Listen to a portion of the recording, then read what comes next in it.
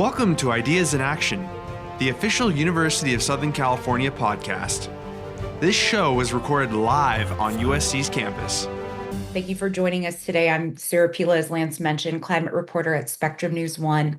Our panelists today include Christopher Boone, who is a dean at the USC Price School of Public Policy. We have Santina Contreras. She is a USC Price Assistant Professor of Urban Planning and Spatial Analysis. We have Bill Deverell, who is the USC Dornsife Professor of History, Spatial Sciences, and Environmental Studies, and co-director of The West on Fire. And we also have Richard Green with us today, who is the chair of USC Price Wilbur H. Smith III Department of Real Estate Development. Thank you, panelists, for joining us today. So I want to begin our conversation today with something that seems kind of obvious.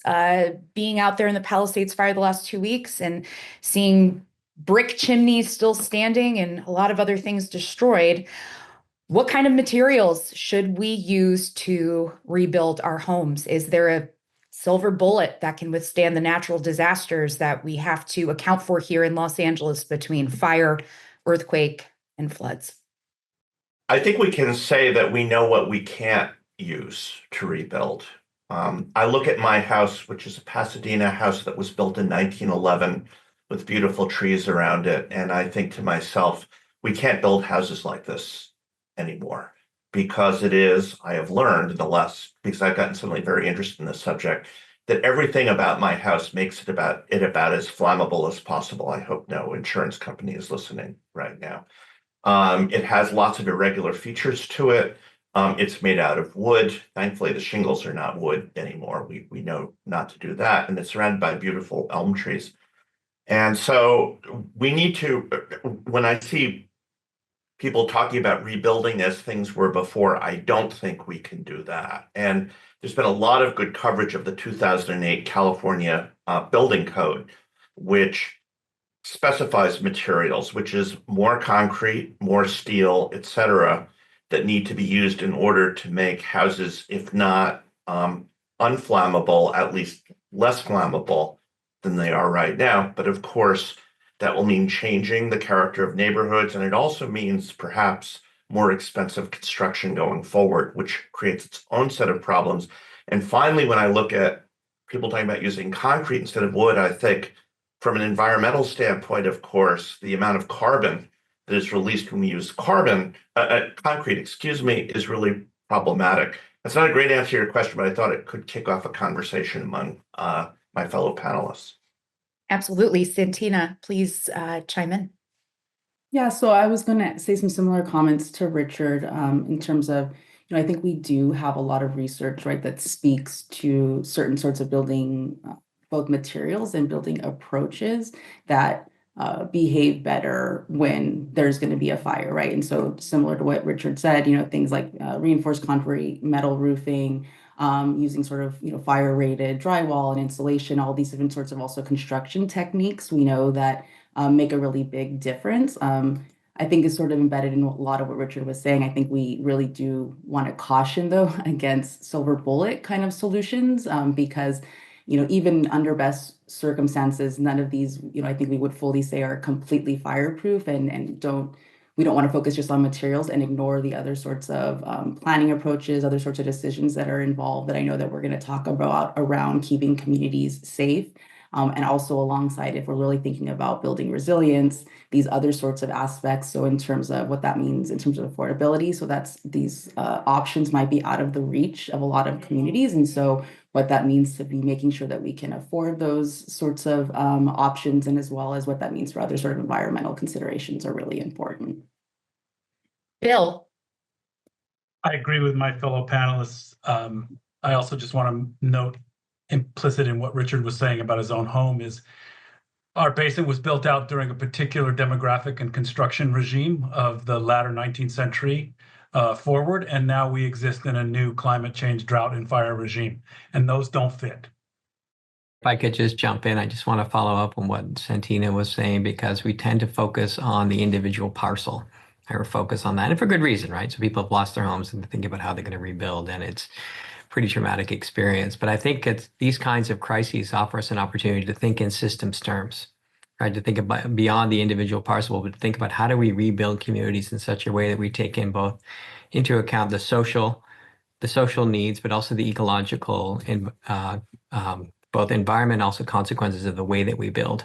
So think about infrastructure at the same time as we're thinking about the actual homes themselves.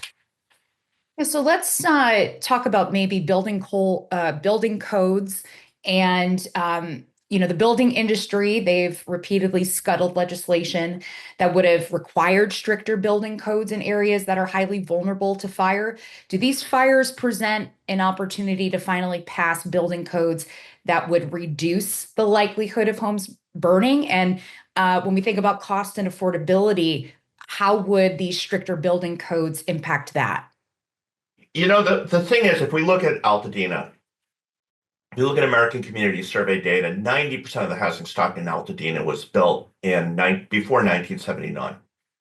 So long before the 2008 California building codes, which have a lot of these features that are supposed to make fires less likely.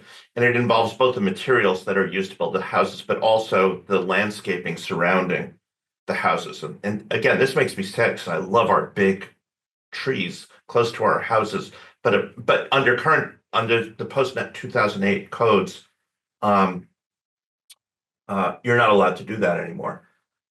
One thing I would like to see us do, and do it very quickly, and I know Marco Giacoletti at the Marshall School here has been looking at it, is just look at the vintages of the homes that have burned and the ones that haven't. And if it turns out that homes that have been built since 2008 have withstood this pretty well, that should tell us that the current codes actually work pretty well. It may have taken too long to get them. Now, if those post-2008 homes are still burning at large numbers, then we need to revisit the code. Because, Sarah, as you rightly point out, every time you add a building requirement, you do make the house more expensive. On the other hand, we don't want people to sit in houses that could wind up burning.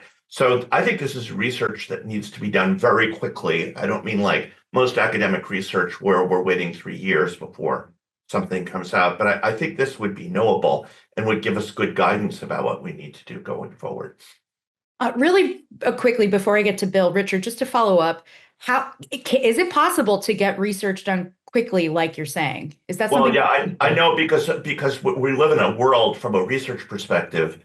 It's a wonderful world where we can use things like satellite imagery and overlay. Like we can map the age of homes. In fact, we do that. Advertising coming at Neighborhood Data for Social Change here at USC. So we can map with a great deal of precision the vintage of houses. And then we can overlay that with satellite imagery of fires. And I think we could get a really good sense of this pretty quickly. And as I said, I know Marco is working on this as we speak. Bill? I just want to add a quick aside about this timescale issue as an historian. It's fascinating to contemplate these timescales because the fires move with such speed and urgency. People want to rebuild quickly, but we need to take our time and be deliberate. We're dealing with century-old housing stock. We have to be very cognizant of the different scales of time here and know where to plunge in. And then as to the housing issue, we're up against a challenge that we probably ought to make against the primacy of the single-family home in Southern California, because one way to potentially cut the costs is to move towards more communal building and house more people in density than that old saw, which is so powerful in our DNA culturally, of the single family home for good reason. And it's tragic when people lose them, but we need to at least consider other options now in very, very deliberate ways, it seems to me. Santina? Yeah, I just wanted to add a little bit. I agree with the points that Richard and Bill both made. I think first to the point about research, while we're still sort of seeing how this is unfolding in California, I know that there has been past research that has been looking at this, and some preliminary studies that I've read really do show these sort of significant impacts in terms of comparing how housing has performed in areas where there were not any sort of, fire-related building code requirements versus those where there were. So I think that is an area to continue sort of asking those questions. I just also wanted to add to the conversation that, I think it's important to recognize that, Los Angeles does have, comparatively to a lot of other states, sort of, higher standards in terms of thinking about what this means for building around wildfires.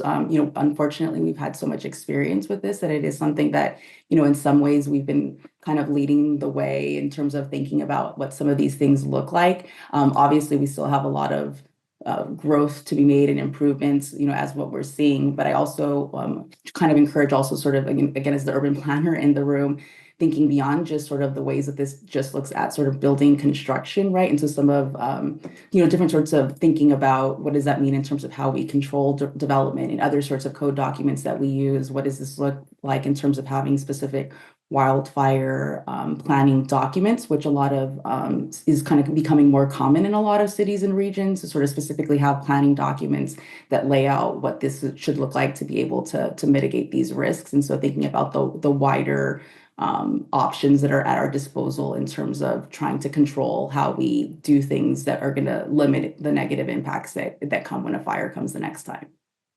Sure. So with some of the answers you guys have posed, I want to kind of combine two questions because I think they are related. So first of all, Bill, you had mentioned about taking a beat to, make sure we want to get people into housing fast, right? There's a lot of people now who are displaced on top of the housing crisis that we have already been dealing with. So, we see the executive orders coming down, working to fast track the rebuilding, but will fast tracking just put us in the same situation we've just experienced? What is the solution for folks to be housed but not fast track us into another disaster waiting to happen? With that said, I also want to just piggyback off of that with saying, can we safely build homes in the urban wildland interface? I can start with that one. So I was gonna say that's a couple of really big questions. I think to take on the first part, I think you're sort of pointing out something we talk a lot about in the disaster planning literature is this sort of tension between speed versus deliberation is something that comes up. I've worked after a lot of post-disaster recovery contexts, and this is always a thing that comes up.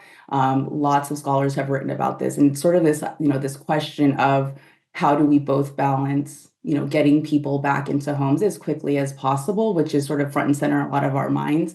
Even the fact that we're having this conversation right now, right? We're still in the really early phases of sort of thinking about this, but we don't want to do that in such a way that we're sort of not having the larger conversations that we have, the big picture things that often take a lot of time. And so a lot of times when we're thinking about recovery, it really is trying to hit that sweet spot in between what are things that we can do that can sort of correct some of the mistakes that we've done before. We talk a lot about around disasters, these windows of opportunities where people are finally starting to sort of question some of our, what it looks like in terms of how we let development happen, where we're having housing, what type of housing. And so we want to be mindful of sort of not taking too much time, but we really don't want to let these opportunities slip by where we're just sort of, pushed so quickly to get rebuilding happening without sort of thinking about those larger things. And then I'll just also add, I do a lot of work, as I mentioned, in sort of community engagement sort of spaces. And so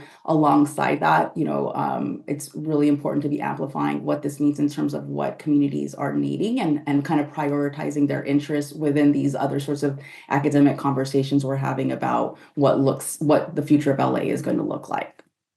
Just one thing to add on what Santina was talking about, and this is always a tension, right? That timing of, obviously you want to be able to meet people's immediate needs, but you also don't want to move too quickly and not have a chance to deliberate and be smart about how you actually rebuild and redesign. And one of the lessons from sustainability actually extends that even farther in the sense that we do need to think about well-being of present generations, but we also need to be thinking about well-being of future generations. So the decisions that we make and how we rebuild not only has implications for the generation of people that are living here now, but for people 50, 100, 150 years from now. And if we build that into our thinking and take responsibility for that, and most people do care about the well-being of the generations that follow, children, grandchildren, and so forth, and that might inspire us to think a little bit differently about how we go about rebuilding. Richard? Yeah, I think on the question of where to build, and I may be about to say the first thing that's very unpopular among the audience. I don't know. I think insurance can be very informative. So I will tell you, one of the things the events the last couple of weeks have done is simultaneously made me more empathetic to people in Florida, because every time a hurricane comes through Florida, I think, why do people still live there? And then we have these horrible fires, and I'm sure people think the same thing about me. And I think, hell no, I'm not living here. This is my home. I like it. I'm not going. However, by regulating the price of insurance, which we do here in California, what we're basically doing is preventing a kind of price discovery that I think is really important, that we are seeing happening in Florida right now. And they have a real problem with house prices in Florida right now. They're dropping pretty rapidly in some places. Is it starts to occur to people how expensive it is to insure themselves in a place that's so prone to natural disaster. And similarly here, using insurance pricing as a mechanism to inform people before they build. You tell people, okay, if you build here, your insurance is going to be this. And they may say, okay, I'm not going to spend that to be in this particular location. And I'm guessing that different parts of Southern California are very different in terms of how they rate from an insurance standpoint. There are parts of LA that seem to be quite safe from pretty much anything other than earthquakes, which is a whole other thing. And there are others that are highly vulnerable. So using that pricing signal is, I think, something we should do more than we have in the past. I agree with that. I also think actuarially, and in terms of disaster prophecy, the vulnerability of parts that we think are not vulnerable is going to rise with climate change and fire. But I agree with Richard's sentiment here. I think also back to the timescale issue, people want to get back to their lives. They want to rebuild. It's been tragic. We need some deliberation, in my view, but at the same time, we have to be cognizant of predatory actions that are probably taking place right now in terms of scooping up land and trying to make some decisions that I think all of us on this panel would not be in support of. So I think the urgency of all this is real.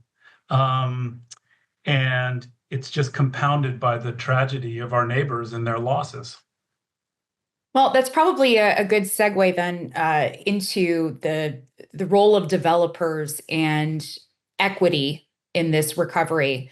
I've already, seen coming through the newsroom, folks in the Eaton fire getting calls from developers about wanting to buy their homes. How do we make sure that this rebuild is equitable for everyone? And what is the role of developers in this kind of situation? Well, let me start with the issue of equity, and where there is a very specific problem with this particular tragedy is, again, if you look at American Community Survey data and you look at Altadena, the homeownership rate among African Americans in Altadena was 81%. And this compares with 32% in Los Angeles County.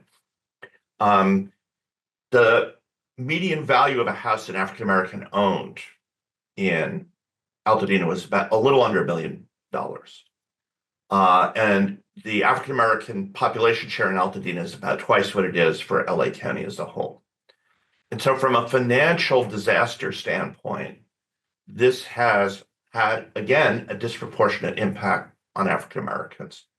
Now, the other thing that we're speculating on this, but it is entirely possible that many of these homes, which were legacy homes, in other words, where they were passed down from one generation to the next, did not have mortgages on them, which sounds great, except if you don't have a mortgage, you're not required to have casualty insurance. And so, again, I would want to very quickly assess whether there are large numbers of folks who lost their homes and don't have any financial mechanism to rebuild them. And I think we need some sort of policy, some sort of transfer payment. It's the only way we're going to do it, to help make these people, if at not whole, at least pretty close to whole, given the legacy.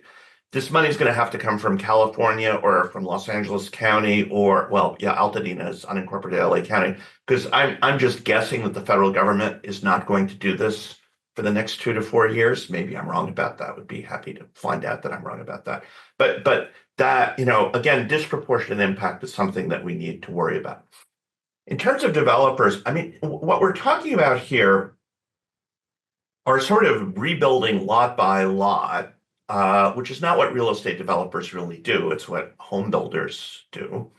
The role for a developer would be is if you designated a place as basically condemned, and you scraped the lots and you assembled them and you paid people, some amount of money that people deemed just, and then they could think about it as a development process or a development project. But I mean, that's what developers do. They think about big parcels of land and subdivide them and turn them into, say, apartments, which might be the ideal thing to do.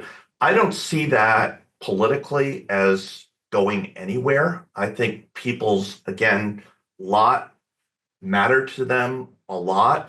And so this is more about the home building process than it is about the development process, which I think is a different conversation.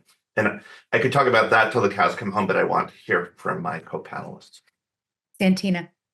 Yeah, I just wanted to, talk a little bit more about this equity piece. And so, again, I think from what we see, pretty consistently, like after countless disasters, is this sort of unequal recovery process that unfolds. And so, as you mentioned, we're already seeing things that sort of point to where those can be happening. So this, idea of sort of development, sort of scooping up land, and it makes sense when you think about what's happening, right? Because you have a lot of folks that are sort of, you're overwhelmed with the disaster and the process, and you're looking down the barrel of what looks like a very complicated recovery process. And so, potentially getting these lowball offers to sort of be able to sort of get your life back to normal, back to that speed question, becomes really difficult. And so I think that's why it becomes really important that we have these conversations early, that we're involving the community in the conversations that we're having, because, things that we want to make sure that are happening are that the recovery resources that are coming down the line, that those are being distributed equitably across the different communities that are being impacted, what that means in terms of, insurance payouts, who's getting access to funding from grant programs, these sorts of protections against these sort of predatory sorts of things, or price gouging when the rebuilding actually starts happening. But I also want to encourage us to sort of think even more broadly than that, right? And so a lot of times what we also see after these, sort of looking farther down the road, is, if these communities can't come back, which is, completely what we don't want to have, especially because of these sort of, the strong historical pieces that Richard was talking about. How can we limit opportunities for gentrification and changes as those communities may be forced out? And we don't want the communities to look completely different as they rebuild. And so are there things that we can be doing to sort of circulate those funds back into the community? What does that look like in terms of who are getting contracts? And then I guess my last point also too is right now we're really focused on sort of this question of real estate, housing, but there are lots of other equity things that we need to be thinking about as we move forward in LA, right? And so communities are being affected, not just because they lost their homes. And so there's lots of, communities of color across LA that, jobs have been disrupted now because of, whether they're in domestic work, or what that looks like for the different sorts of communities that the different sorts of people have been working in. And so, equitable recovery, often what we talk about is it doesn't just include thinking about infrastructural things. It involves thinking about all the different ways that a community can be impacted. And so, I really encourage us to think more holistically about the different ways that, our vulnerable communities are being affected. Bill. Totally agree with Richard and Santina. I think we've yet to grapple with how staggering the losses are in Altadena. I live just south of there. And I don't think other than the folks who've been burnt out, I don't think the rest of us fully have come to realize the level of destruction and loss up there. I think we hear from people who have lost their homes that they're trying simply to take one step after another. In some respects, I think that's what we can do too, which is, addressing climate change, drought, fire-resistant building materials policy, et cetera. What a complicated set of things to do. But Richard's put his finger on it, I think. Like, there's a data challenge about the loss of equity, or the challenge of insurance, or the lack of insurance for a particular community that has been utterly devastated. That's a research and policy problem that we can all get our hands and minds around, I think. The other thing, we're addressing issues about market forces and predation, et cetera, which I think is all very real. the other side of the coin in terms of trying to recover from tragedies like this is that there's going to have to be thousands upon thousands upon thousands of us who get involved with this with no expectation of compensation. That this is a different world that's going to require a social response that is utterly obligated to assist. Well, Bill, maybe it'd be good to direct this next question to you since it does fall within your expertise as well. What can we learn from how Indigenous people used to manage fire threats? Can you sort of explain a Reader's Digest version, I guess, of how fire is part of the natural ecosystem and what we've done to our environment by historically suppressing fires? Yeah, I can address that with a nod to Indigenous partners that we've worked with who know obviously far more about this than I do. But traditionally, across hundreds of years of history in the American West, Indigenous fire practice has been removed from their culture and ecological sensibility by either the Spanish regime or the Mexican regime or the American regimes that were successive to one another. So the arrival of greater awareness on the part of non-Indigenous fire practitioners that prescribed burning can help to alleviate some of the propensity towards fire by burning out fuel. It's fairly commonsensical. Our Indigenous partners that we've worked with also have layers upon layers upon layers of spiritual and cultural power and meaning around such practices that need to be respected and honored.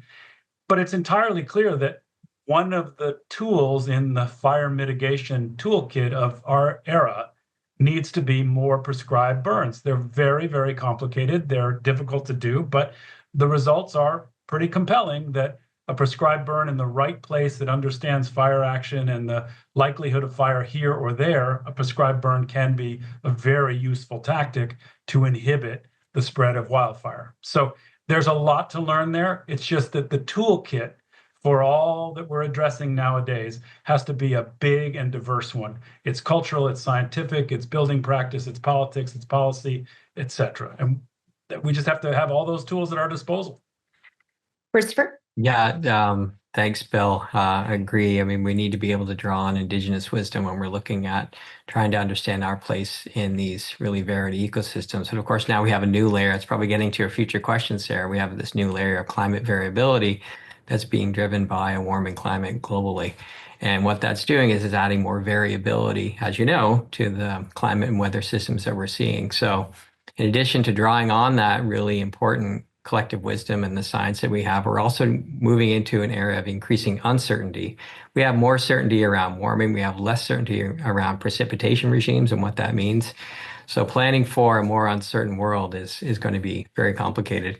I wanted to make just one other point, and as each of the panelists were talking about, I was trying to think about how do we remember this time? Or how do we memorialize it? Do we want to memorialize it?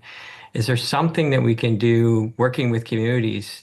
Maybe that's something that they want to forget, and I would understand why. But are there lessons that we can make sure we don't lose as we think about the next generation? Again, going back to the point about sustainability, so that in 20 or 40 or 100 years' time, they remember what communities went through and how they responded. I think it would be an interesting conversation to have with a variety of communities to think about that. Richard? Yeah, I want to follow up on Chris's point. I think it's a really important one, in part because there's a literature that talks about what's called disaster amnesia, which is disasters you can see in markets have a profound impact over a 6 to 18 month period of time. And then it is as if people forget about it. And in some ways, this is good because it reflects a kind of human resilience. I think one of the greatest examples of this is in the aftermath of 9/11 in New York. 6, 7 years later, basically Wall Street had returned to what it was, even though it was the site of this really unspeakable disaster. But it also makes us forget the sort of preventative measures that we should we should be taking in order to keep these things from happening over and over and over again. So thinking about how to have people not forget while at the same time not depressing them to the point that they just stay in bed all day, I think it's a really important policy question. Bill? I agree. I think those of us in the Los Angeles basin across a century and a half or so have a propensity to forget all the time about natural disasters. Case in point is the flooding of the LA River that used to happen with great regularity, and people would forget that, and then the next one would come, and they'd think, we have to do something about this, which eventually, of course, the river was harnessed between the concrete straitjackets. I do think we need to memorialize this. I do think we need to commemorate it. I do think we need to remind people. I think it has to come from the grassroots. It has to come from with support from elsewhere. But we have to honor what people have lost. We have to honor the acts of selflessness and heroism that undoubtedly took place. And we have to do so in ways that are living and organic, because the usual practice is let's put a plaque somewhere. Well, I just don't think that's good enough. I think there has to be far more of that, just because we're all in this together and we need to mark this when the time is right. It's probably not right yet, but when the time is right, we need to encourage people to note this as a culture and a society, both to honor what's been lost and who's been lost, but also to say, let's not let this happen again. So for the group, are there any good examples of other communities who went through catastrophic fires but built their communities back in a climate resilient way? I can give some examples that I know of that I think have shown sort of the ways that communities can sort of think more holistically about, specifically like you mentioned, climate related questions and interests in the post-fire. So things like after the 2018 Camp Fire, I know there was a lot written in terms of like the Paradise community, what they were doing in terms of changing some of their planning, their general plan elements, and sort of thinking about different ways of incorporating wildfire interests into how they plan their communities. Some similar stuff has happened across a few different events in terms of using that as a motivation to start climate action planning. I've seen a lot. I think an example that might be really useful for folks in LA as we're sort of thinking about what that looks like for our process is more recently in the Marshall Fire in Colorado. I know some colleagues of mine, Andrew Rumbach at Urban Institute and some folks at University of Colorado have been looking at, they were in sort of an interesting situation after the Marshall Fire where some more stringent climate related requirements had been required in the building code right before the fire happened. And so there was kind of a lot of uproar across community members in terms of having to meet those requirements as they were going to go through the rebuilding process. And so they kind of pulled back some of those requirements to sort of have an energy efficiency, and all of those things have to happen in the new builds that happen, partly because I think their community was really nervous and sort of stressed about the idea of sort of having to add these extra costs in the new builds that they were going to be going through. Over time, I think what a lot of their research has shown is that there still were a lot of community members that ended up actually putting in a lot of those climate resiliency measures in the housing that got built.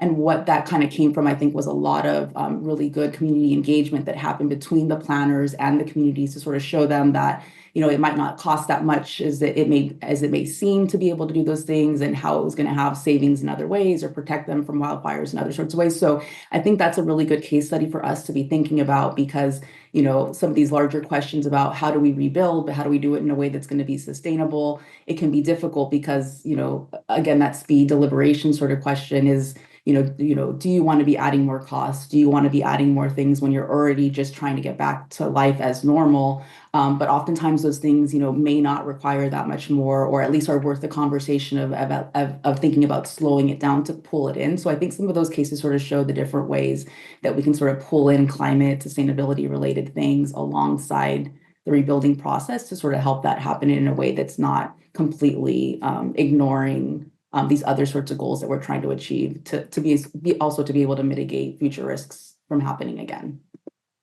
Richard?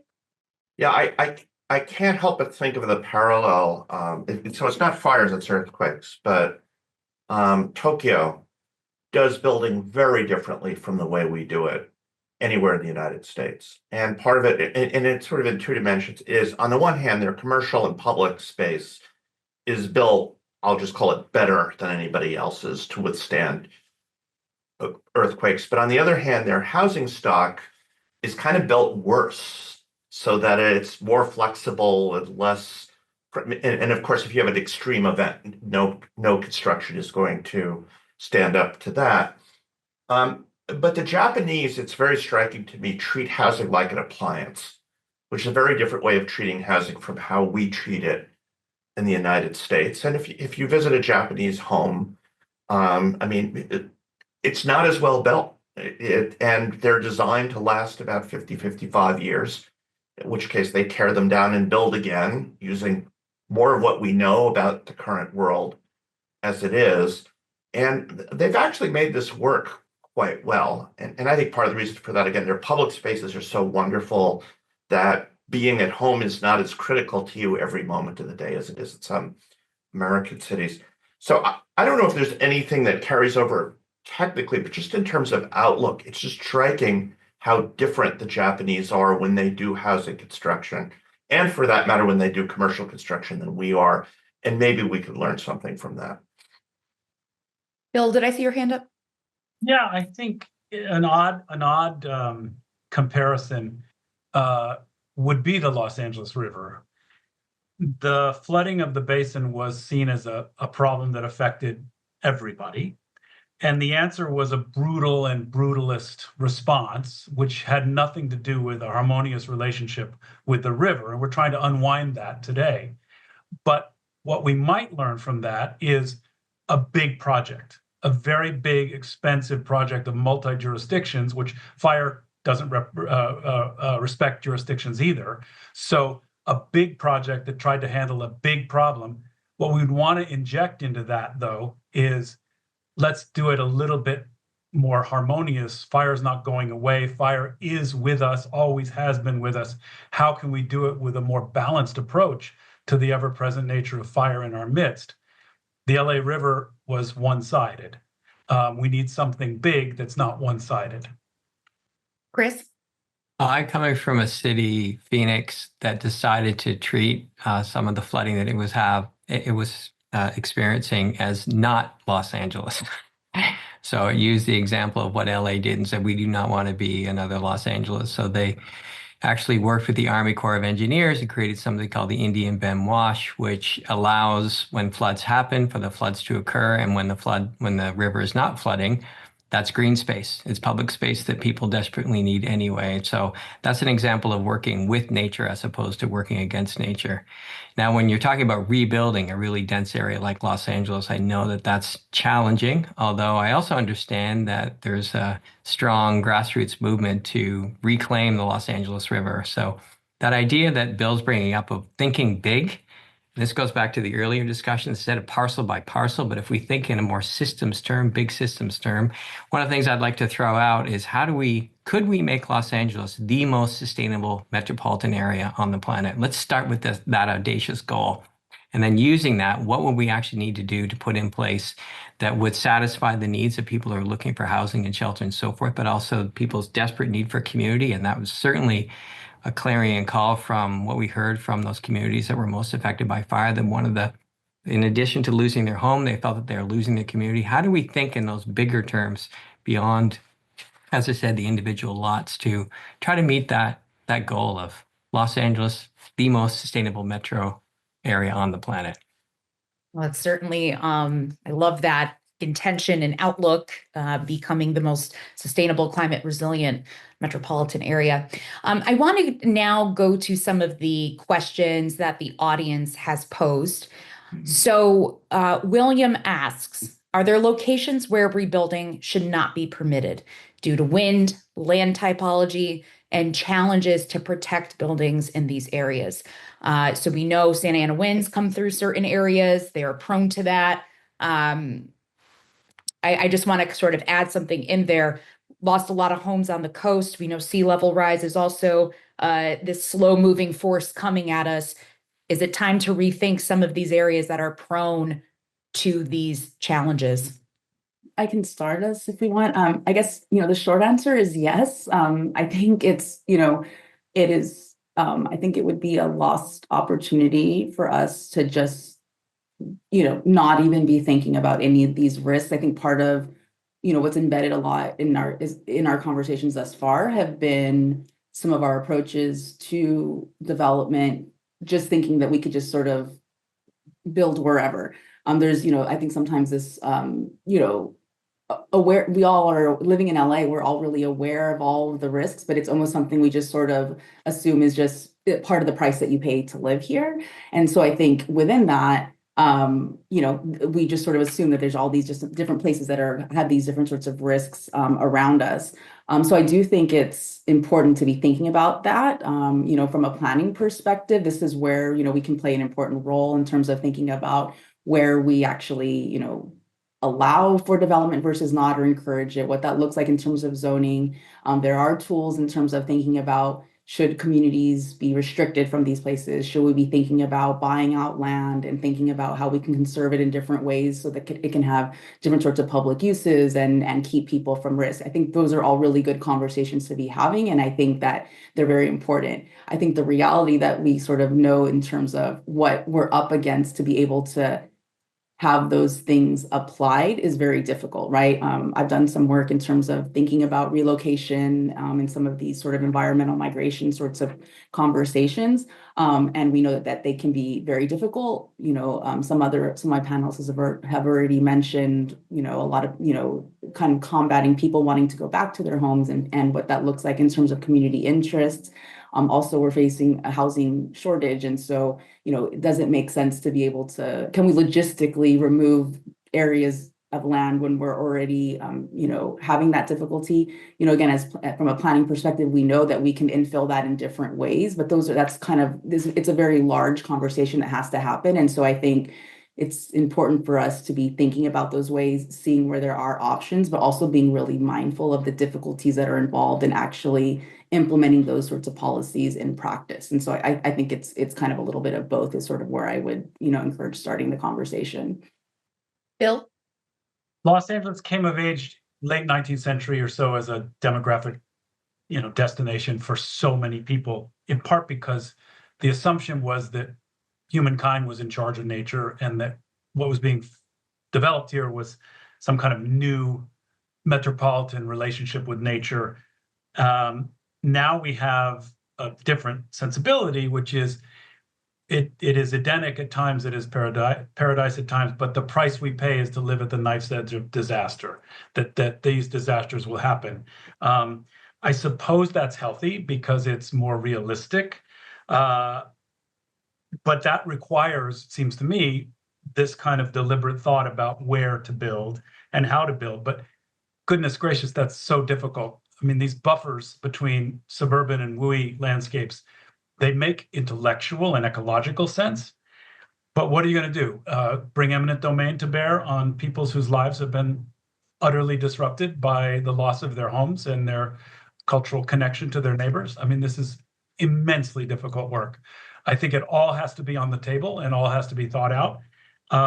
We've seen over and over again in some of our Southern California communities a lack of awareness about the ever-present pattern of Santa Ana winds and rising humidity and opportunistic fire just looking for a spark, where we need to actually stop doing the same thing over and over again. Richard? So Bill's last remarks make me think that we need to teach Joan Didion and Raymond Chandler to our kids in school while they're growing up, because then they'll know all about Santa Anas. Anyway, part of it is we have some federal policies that really discourage our ability to identify the places we shouldn't build. So again, I agree with Santina. Are there places we shouldn't build? Yes, there are places we shouldn't build.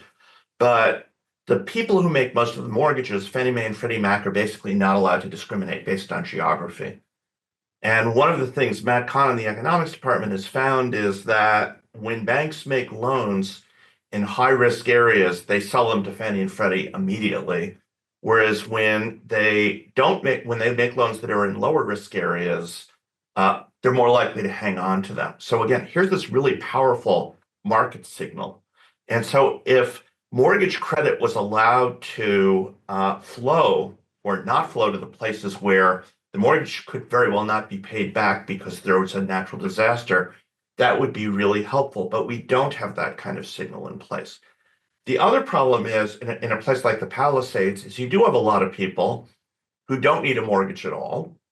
And so they buy a house with cash. They don't need to be insured. And you say, well, it's their business if their house burns down. But this is, to me, one of the ultimate externalities. If your house catches on fire and there's a wind, the chance that your neighbor's house catches on fire goes up pretty dramatically. So again, this is the sort of thing that's going to require policy answers that nobody is going to like very much. Just quickly, do you remember after Hurricane Katrina, people said New Orleans shouldn't exist, but that was mainly from people who didn't live in New Orleans. And some of those communities were the birthplace of jazz. It's given a lot to the culture and meaning of who we are in the United States. So to say that you're not allowed to exist when you're not living there, that's obviously a very problematic statement to make. So it's a conundrum. We have a few questions about insurance. So some are asking, is our state FAIR plan projected for insolvency? Where is our insurance industry headed? And can the industry withstand payouts from these fires? And what happens if they can't? Well, again, to me, insurance is the greatest evidence that climate change. I mean, I find it astonishing that anybody doesn't think climate change is real. But for those who don't, this is the market test that it's real. Is insurance companies are in trouble. They need to raise premiums. There are markets that they're exiting. I don't know enough about the actuarial state of the FAIR plan to comment on whether it will be insolvent soon or not. But and there are things called uninsurable risks, and they particularly happen when events happen in places where you think they're never going to happen, like Asheville, North Carolina. I don't think any of us thought that it was at risk of a major hurricane event, and it had an incredibly devastating event. And so there are states of the world that are uninsurable. And so this is a huge problem. And to me, underscores the urgency with which we need to meet climate change. Well, let's move to some more of the community concept of rebuilding. I know a lot of you have talked about that. We have one question about how about when we talk about rebuilding schools, churches, and businesses, would the same type of building concepts apply? The challenge, so the loss of schools and places of worship and beloved restaurants and hardware stores, we need to keep that front and center too. You know, the loss of people's homes is utterly tragic, but all that social fabric that keeps us together in our neighborhoods and communities, in these communities, is now been obliterated. And how you rebuild that, you can rebuild shelter, but how you rebuild a sense of connection through other institutions or neighborhoods or parks, we really need to sit and think together about that too, because that's part of the tragedy of all this, and that's part of the loss, is that fabric that holds people together outside of their homes. Yeah, I just want to second Bill's comment. I think that it's, we haven't talked a ton about it, but I think it really is, one of the most critical things to be thinking about. I think that also sort of gives us sort of that energy for communities to both be able to sort of, emotionally process what's going on, to be able to sort of get access to a lot of these resources, per some of the other conversations around making sure that we can really, try to keep the culture of these spaces the same, particularly when we're thinking about the impacts in places like Altadena and in communities of color.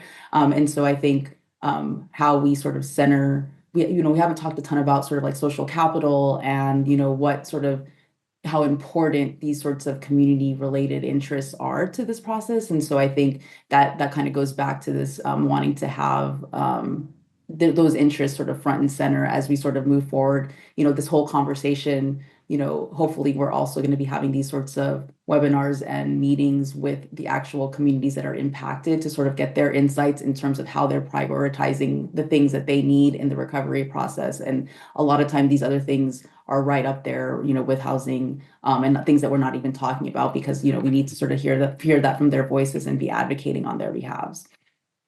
Chris? Just wanted to add a comment about the challenge in actually in long time in U.S. history of building public spaces. It's always a fight, right? We live in a very privatized landscape, and using this as an opportunity to how we might think about new public spaces, that maybe this could be part of the remembrance and memorializing of what happened here and what could be learned from it. Thinking about public spaces that could demonstrate different ways that we can interact with the ecosystem that we actually inhabit, to look at different kinds of plants and other vegetation that might be more amenable to building with fire rather than against it. So I would just add that this could also be an opportunity to think about what has typically been a struggle in American urban history, and that is trying to find an opportunity to build public spaces where that social capital can be maximized, realized, and reinforced. We have a question about utility companies. Should they take this opportunity to put their utilities underground before construction starts? Yeah, I don't have a lot. I mean, I think should they take the opportunity to? Yes. But, who bears that cost? That's a really important question. I also think historically, we've tended often to put our big high voltage electrical lines that support the grid out in the boonies because we don't like them to see them in spaces that we inhabit. And that just creates all kinds of potential for problems. I think probably we've got to bring that infrastructure into, even though it may not be aesthetically pleasing, we have to keep an eye on it better than we have. And that includes the utility companies, but the rest of us are implicated in that too, I think. It's just the cost of burying all that. It's happening, but how you make all of that fire retardant and resistant is a monumentally expensive project. Chris? So, and the planners all know NIMBY, not in my backyard. And to Bill's point, right, these are things that people want and need, but they don't want them in their backyard. But if they were in your backyard and then you became cognizant, it could also help to monitor them as well, right? So when the lines do fall and they spark fires, if you're closer to them, who wants to be closer to them? But if you are, then you could actually alert people early rather than later. I want to get to a quick question on cost. So can we petition the state and feds to offer incentives and/or tax credits for fire-resistant building and fire defense systems, similar to the incentives for solar panels? I'm going to defer to Richard, who probably knows far more than I do, but I would assume this is already underway. Richard? Yeah, I'm not aware of any current policy that does this, unlike solar panels, where there are effectively subsidies for doing it. Again, would the current Congress do something like this? I don't know. Again, because there are externalities involved, which again, if my house catches on fire, it's a much greater chance your house catches on fire. It seems like it may be a sensible thing to do. So, having talked about where we should build and where we shouldn't build, I think it is important to note that California, encouraging people to come to California is actually a good idea from a climate standpoint. And and particularly coastal California. And the reason for that is we use less heating and air conditioning than pretty much anybody else. I mean, Seattle may be a little better in Portland, but we have a mild climate, which means that one of the ways that people create carbon footprints is ameliorated by them just living here. And so that's why Bill's point about building more densely here so we can have more people here. And by the way, using that incredibly valuable land somehow we have here more efficiently than we do, I think is a good policy outcome. But then, of course, I love California, so maybe you shouldn't listen to me say things like that. And I love California too, Richard. I was going to say, and I was just going to add that to the point about the funding for these sorts of different initiatives. I know we do, like, especially through like CAL FIRE programs at the community level, have offer grant programs to like communities in terms of thinking about different sorts of fire mitigation approaches. House hardening is something that we talk a lot about in terms of for existing housing and what that looks like in terms of, pushing programs so that people are doing the mitigative things to sort of help. So I know that these are conversations that we've been having pre this event. And so I think only time will tell sort of like what that's going to look like in terms of new opportunities and how that gets incorporated into the rebuilding process. But they are things that sort of collectively at the state level, particularly in California, have been part of the conversation thus far. So I think we'll have to see what it looks like compared to some of these other grant programs. We talked about the carbon emissions related to concrete, but we have a question about, is the use of zero or low carbon concrete technology for rebuilding currently feasible? And can it be mandated across the county? And can it be subsidized for lower income families? Colleague in the architecture school, Warren Tchechnan, who does know because he's told me, but I don't remember what he told me. So send an email to Warren and find out.